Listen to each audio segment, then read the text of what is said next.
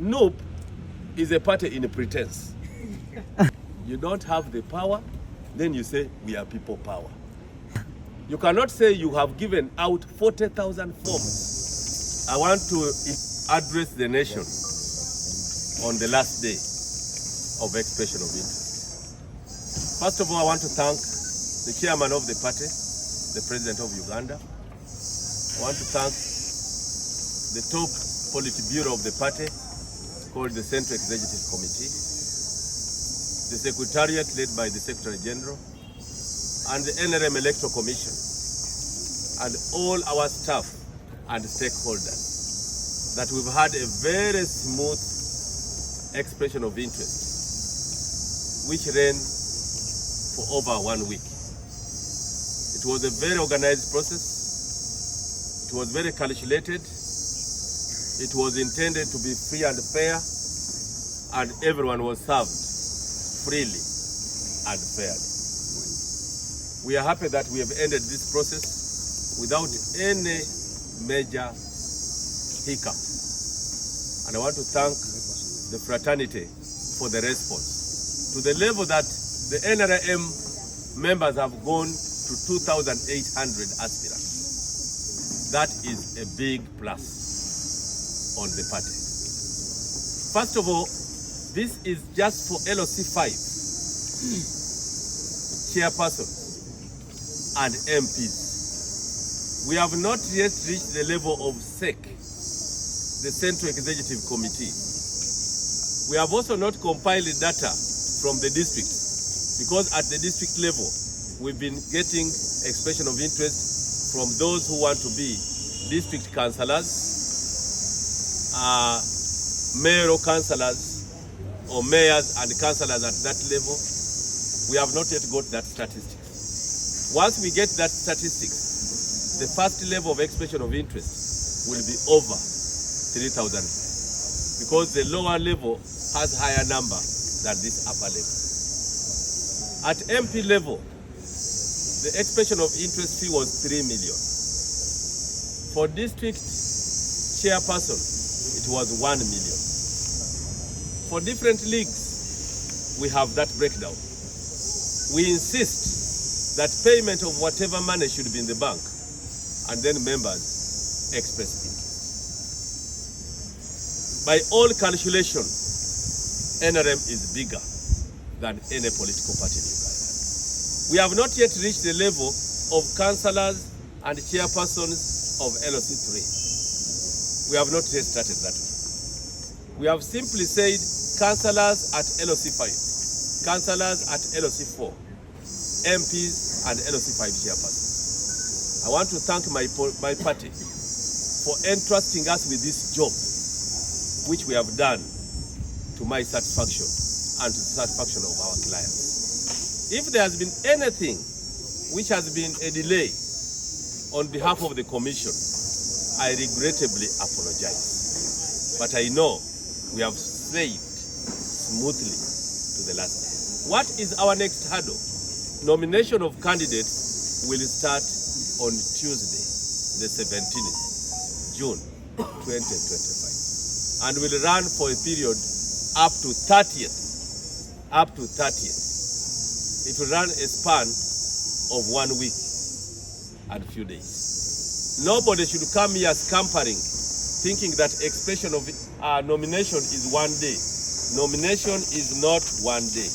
Nomination is from 17th to 30th June 2025. Where we have not had structure elections, where we had structures but we didn't complete, like Sembabule, like Amolata, Lira District, Mbale City, and Namutumba. The Commission is now hard pressed on the wall because of time. But we shall find even small breathing space to make sure we complete those elections. It may not be now, it may not be next week, but we shall review our processes and see when we have time. Otherwise, I want to thank you, members of the press, Because apart from few names missing in the New Vision, everything has reported in New Vision properly, apart from 2 or 3 names. Apart from anything which I don't hear other radios, I think the radios are reporting very well. Lastly, someone asked me about Tororo. Tororo was to be designated a city and other districts. I've written to the president and chairman of the party, and I'm awaiting the answer. Whatever answer will come from the president and chairman of the party, I'll communicate to the people of Tororo. But that does not stop them from expressing interest, which they have done, from being nominated, and they wait on. I thank you, and God bless you. Look at the people that have been locked out. Anyone who does not come within time will get special permission if the person has paid to be nominated. Special permission from the chairman. Okay. Doctor, you've well indicated that the NRM is bigger than any other party, based on the numbers. What does this mean? Well, I think it means we start a political ground battle when we are at 70%, they are 20 or 30. That's what it means. Because if this exercise, which you've covered very well, is to be an assessment point and comparative point with other political players, the first party which will not compete with us fairly is UPC. Because UPC is becoming a small regional party than a national party. DP is very classified in their own mess of an election where ballots cannot be counted from the polling station. They are counted from a gazetted area, which is a police station.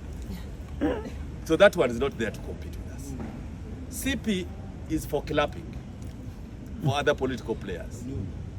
NUP is a party in pretense. You cannot say you have given out 40,000 forms in Uganda, where you know you have no representation at LOC1.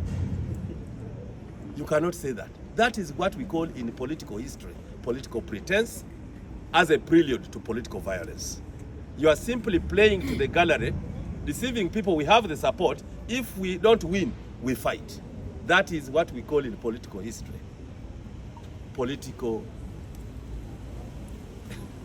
demeanor.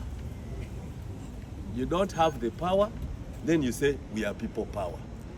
You don't have the power of numbers. You cannot take every village if it is LOC1, which is the basis of a political party called NRM. Ours is LOC1, the village. If we control 72,000 villages with our structures, who then has the power? What is our last word?